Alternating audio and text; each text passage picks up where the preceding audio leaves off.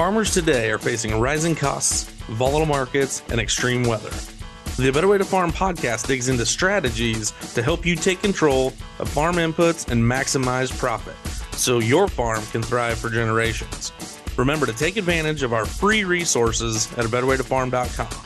Now, from America's Heartland, here's your host.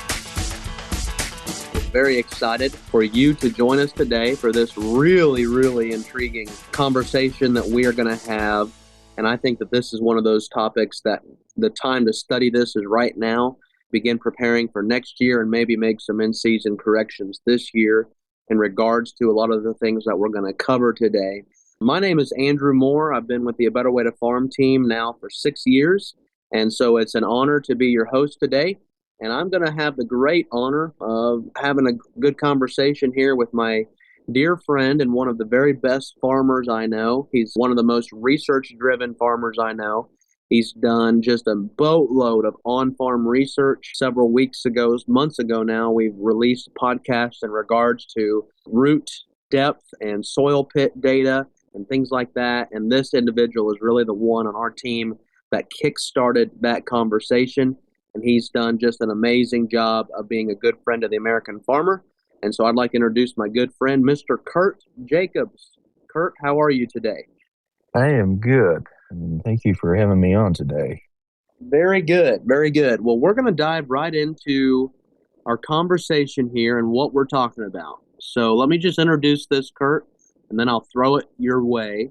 It's not a secret to those of us that follow us and follow our podcast that, you know, one of the things that we have been talking about now for decades is micronutrients and the need for micronutrients.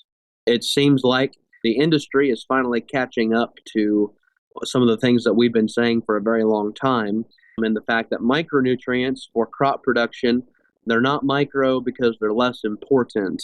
They're just needed in smaller amounts. And so we've had a lot of good podcasts and content about the best way to solve micronutrient deficiencies and what that looks like. But today, we're going to really single out a topic. We're going to really dive into one specific area of micronutrients, and that is the area of the role of that micronutrients play in the biological functions in the soil. Okay? Not going to get into a lot of plant physiology today. Not going to get a lot into maybe the more straight line of this micronutrient means this for the plant, but the overall soil health and what do these micronutrients mean for that. So Kurt, tell us just generally what kick-started your research in this area for your farm and where did it take you?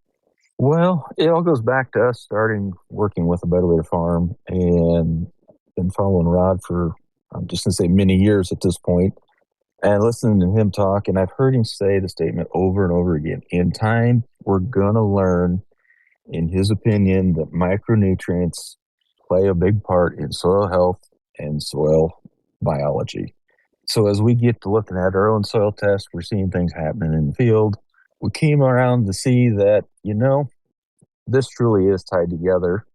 And so I started digging in deeper, doing some more research on this specific topic of how do micronutrients affect and help soil microbes. And it was kind of, I don't want to say I fell down a rabbit hole, but it got really intriguing as I kept researching further and further and finding more and more ties to exactly what we're already doing. Excellent. So on your farm, you know, there's a handful of micronutrients that you are very consistently deficient in, okay? I'm going to throw a few of these out there, and then we're going to dig into them. Zinc is one of those. Manganese is one of those. Boron is one of those. And then we do see an occasional copper deficiency as well on your farm, and that's a common thing in the Midwest. So let's just start with the first one here, zinc. As you begin doing research here, what are some things that we found out about zinc? Well, when we get into zinc and their role with the biology, we know it's heavily involved in protein synthesis, the metabolism of carbons, enzyme activations within the plant, zinc is playing a big role in helping us build bigger crops. And, we know when we're short a nutrient, any nutrient, it's going to cost us yields in the end. And, zinc helps those microbes process the carbon compounds more efficiently. And, if we're short on zinc, we're going to see things that are just going to be more sluggish. We're going to have some phosphorus issues. We might be seeing some weaker fungal activity happening. And, when we're not supporting the natural systems, we're probably relying on outside applications to basically put a Band-Aid on what's not happening that should be happening. Absolutely. And so there was a lot there, and we can really dig into this. But a couple things to take away. One is fungal activity. We think about mycorrhizal fungi, right? And that's the big player when it comes to fungus. I was just in the field just a couple days ago in central Ohio, and we were looking at some roots and we determined that upon a lot of research and taking pictures and talking to some smart folks that we could detect mycorrhizal fungi already in the soil. And that was really, really exciting for that grower because he has been doing a lot of things on his farm to help build that up. He's reduced a lot of tillage and done cover crops and things like that. And so, and also this year he addressed zinc. That was one of his limiting factors. But one of the things that it ties directly to, like you said, is phosphorus. So zinc and phosphorus, it's really fun because these two are like two brothers that don't get along, right? And zinc is the little brother, okay, who is, the scrawny kid, and phosphorus is the big brother, and he always beats up on zinc. We have said over and over and over again, Midwest Labs has verified this, other people have verified this, that when you have a P1 level of 25 or greater on the parts per million, or a P2 level of 50 or greater, you're going to want to add a little bit of zinc in furrow because that's going to tie that up. Interesting. So obviously it goes to show that there's an antagonistic effect, okay, between the two. And when I say that, I mean phosphorus ties zinc up is really what I mean by that. But then we see the two actually can work together, okay? It's kind of like me and my big brother. My big brother was a lot bigger than me. He was 5 years older than me. And I was that little mouthy kid, and I always was right and smarter than him and better looking than him and everything. And he always beat up on me. But sometimes we actually got along. And it's kind of the same way. And where this really shines is in fungal production, okay? Obviously, mycorrhizal fungi is the number one thing that's going to enhance your phosphorus uptake in your root system. And zinc is one of those things that helps to build that fungi, all right? And so this is a great situation here where those two can work together. So I want to move on to manganese. Anything else on zinc here, Kurt? No, I don't want to get too deep in any of these because we kind of want to keep moving and covering these. But I do want to say before we go any further, just because we're talking about specific micronutrients today, this is not an open book for somebody to say, hey, there's a problem I have, there's a problem I see in my fields. If that's the nutrient that's going to help me fix my problem, I need to go spread some. We're absolutely not advocating for that today. So before you do anything, reach out if you're not already working with us, and we can help you out with some testing and some diagnostics to figure out exactly what it is that you truly need in your specific crop and field situations. No doubt. Soil and tissue testing will always be king here. Good point there. Now, moving on to manganese. And I will say, as I read through this mountain of research that you compiled, manganese was one of the biggest things that we just completely blew my mind as to all the roles that it had. So tell us a little bit about what you discovered with manganese here. Manganese, as we keep digging into this, and like I said earlier, it kind of feels like we're going down a little bit of a rabbit hole, but manganese just keeps coming back and being tied to just about everything that we've got going on in the field, from decomposition to fungal activity to, we start looking at ratios that can get out of whack with iron and manganese, and we start seeing all kinds of problems that can come up with it. And we even are dealing with specific herbicides that are tying it up. And just, even though we were always told that one specific product hits the ground, it's neutralized, it's done, no big deal, it's not going to cause any problems, I still come back and say, there's got to be a connection here, because when we use that product, we still see a microbial imbalance because that manganese becomes tied up or impaired. That's causing us to have slower stalk breakdowns. That's causing us to have more stalk residue carryovers. It just keeps going on and on and on. And, this is another one of those things that we keep calling a low-hanging fruit item. And it's not hard to fix. It's not hard to do. Once again, we go back to the testing. But the microbes are using manganese and lignin breakdown for stock decomposition. Manganese is big on our early plant growth, on our germination side, so we want to make sure we've got that taken care of by the tests early on. I'm trying to dig back into some more of my other notes on manganese, because I know I have it sitting here. A lot to sort through here. Kurt, I tell you, while you're looking through some of that, I want to sit on one of these things here for manganese, okay? This is the part that really blew me away. We talk about stalk digestion, all right, and decomposition of stalks in the fall. We often recommend a stalk digester. It's got a little bit of nitrogen, sulfur, help get that nitrogen to carbon to sulfur ratio imbalance, and a couple of other ingredients to help stimulate the biology. But frankly, what we're learning here is this, and that is that a manganese in the plant has a direct correlation to how well these stalks break down, okay? And I never would have dreamt that a micronutrient played such a big role in that. I always thought, we always talk about carbon, nitrogen, and sulfur for this breakdown process. But one of the things I want to come back to is this, all right? We can do research. Universities can do research. And this is not a blanket anti-educational statement here, okay? Some people really are not pro-universities and don't believe anything they say. That is not what we're talking about. But I often find that we, as a society, and that universities, we're really good at diagnosing problems, but we're not always good at solving problems, okay? And here is a prime example. What actually makes the stalk to digest and to decompose? It's the micronutrient in the plant, okay?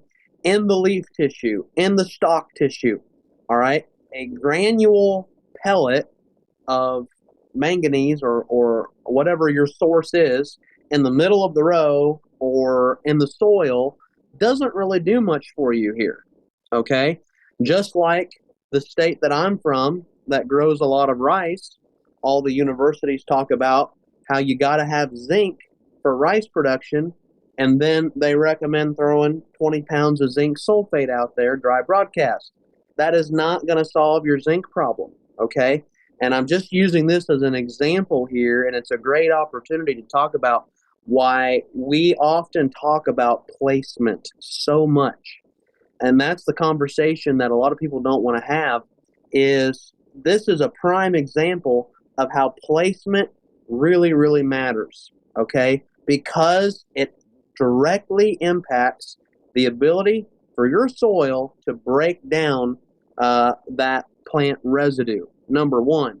But number two, I dare say this, in the case of all of these micronutrients, in order for Mike, that's what Greg Sauter calls the microbiology, in order for Mike to do what Mike does best, guess what?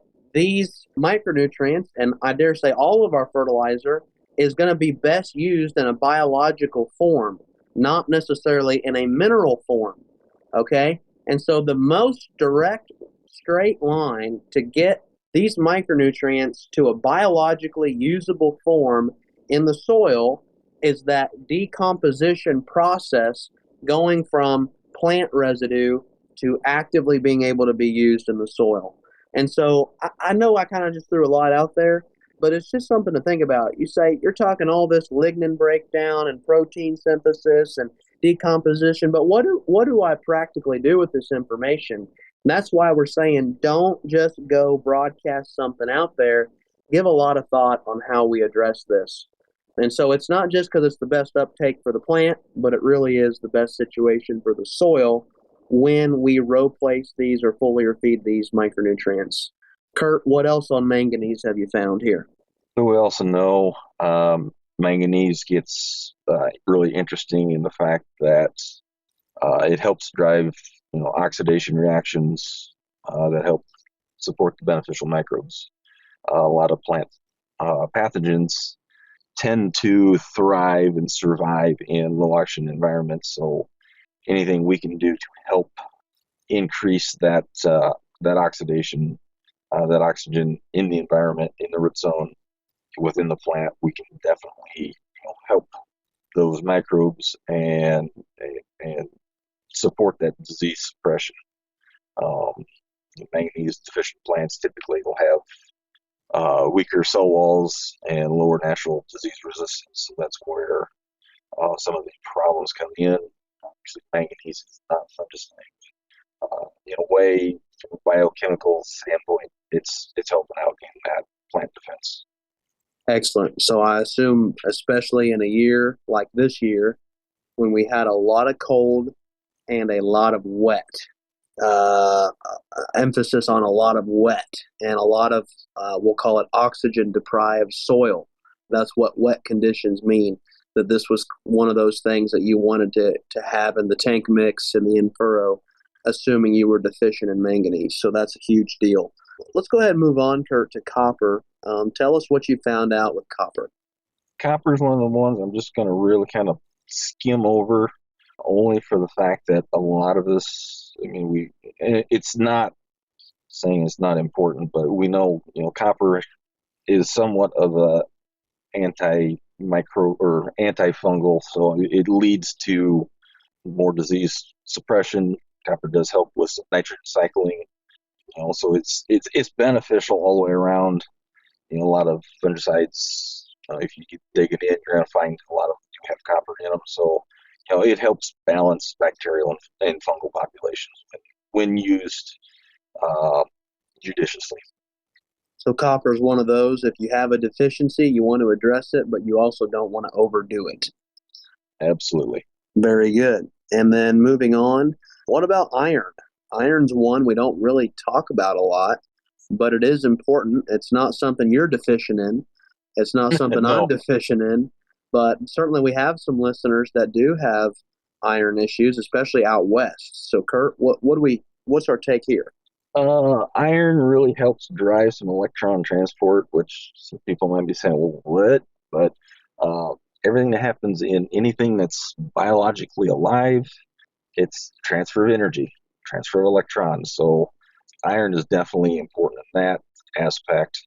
It does help out with some respiration, some plant energy production, and iron does play a role in nitrogen fixation. So we want to make sure we're keeping that also in an adequate zone. Like for myself, I'm excessive in iron, so manganese is one of those things that we need a lot of, and iron we definitely don't ever see a call for in any of our testing. But without it, like I said, you might have some nitrogen fixation, meaning slowed down, energy transfers weaken or slow, and then when we slow up everything else, we slow down the microbial activity as well. So that's one of those things we do want to keep an eye on. We want to take a look at, but at least for my part of the area, of the corn growing area, it's not something that we're needing to feed. So. Okay. Now here's one that I know is a big one for you and for me, and I would dare say for 95+% of all growers out there, no matter what crop you're growing. we see this very deficient across the board, and that is boron. Obviously, we from the 12 nutrients of Christmas and all the content that we put out on these nutrients, boron is huge for all the reproductive aspects of the plant, huge for moving nitrogen inside the plant. But what did you find for the biological aspect of boron? Boron gets really interesting because it is another one of those macros that is so tied to so many functions within the plant. Microbial signaling, as far as we need boron to get our mycorrhiza up and going, and we're, in a lot of cases we're recommending some boron early to help with that. Boron is big on cell wall integrity, sugar transportation, and when we're talking about sugar transportation, we're also needing that root exudation so that we can get those sugars back into the soil, back to the microbes, and keep the whole cycle going. So, it leads to the healthy root exudates. It indirectly is fueling the biology.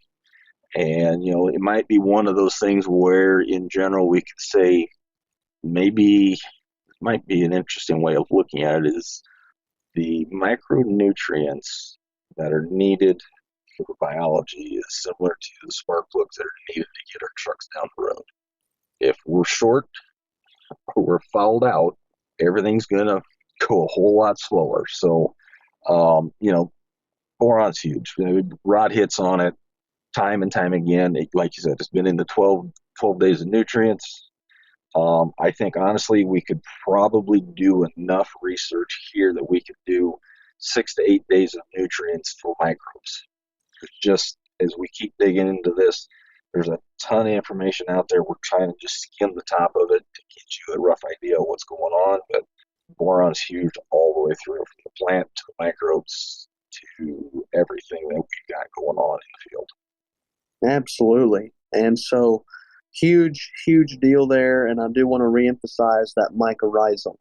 You bring that up. That's one thing that we've been looking at now for a couple of years, is the fact that boron is directly related to that. And as we found out, zinc is as well. And so that's a huge deal there. But that's something that's ginormous. And then that sugar movement, as well is a big deal for boron and moving those sugars. Ultimately, when you're growing corn, you're growing sugar. You're raising sugar. That's what helps fill that kernel. That's what drives the whole process. Anyways, that's just sort of an overview, and I want to give Kurt, some recognition here, because all this information, we have found multiple source documents on university research from Europe, research from here in the United States, NRCS research, a lot of good stuff here supporting this information. And we are starting to see, Rod's been talking about this now for 2 years, but we are starting to see a lot more research come out in just how these micronutrients play a role in soil biology. And so this is just the beginning. Probably for our more nerdy listener. Now, that's not an insult. That's a true deal. The grower that wants to really learn more and manage on a really in-depth level, this is for you. And so, Kurt, just one last parting question here. I guess, what's your big takeaway, or what's your next big thought on where this could go? Take away from this research, and then what direction you think we're headed here with all of this information? Well, I think this is just the beginning, and as we see carbon programs going on, and we see different things happening, all of this is going to be tied together to soil health, plant health, and just doing better and getting to where we're producing more efficiently. I mean, if carbon is the fuel for the soil biology, then the micronutrients are the spark plugs, the injectors, the wiring harnesses to make everything go. So without them, we don't want our biology slowing down. Nutrient cycling is going to slow. Nitrogen fixation is going to suffer. Soil health declines are probably going to be happening. And I'm not diagnosing anything. And like I said earlier, I'm not telling anybody these are some things you got to just go throughout to fix. Let's do some testing. Let's do it right. Let's do it judiciously. And I think we're on the horizon of learning a lot of information. So past, we could be looking at the just the lower peak of the mountain ridge of where this thing can go and what it can actually do when managed and implemented correctly on anybody's farm. Well, Kurt, once again, thank you for all your work on this, and thank you for being a leading member of our team and all the research that's going on. And I just want to encourage everyone to take a look at this. If you haven't listened to the 12 Nutrients of Christmas, we do that podcast every year. Rod really digs deep into the functions of these nutrients, both in the soil and in the plant, and how to manage these things. He goes from scientific to practical. And so look that up on the podcast. And with that, thank you everybody for listening, and we hope you're having a better day.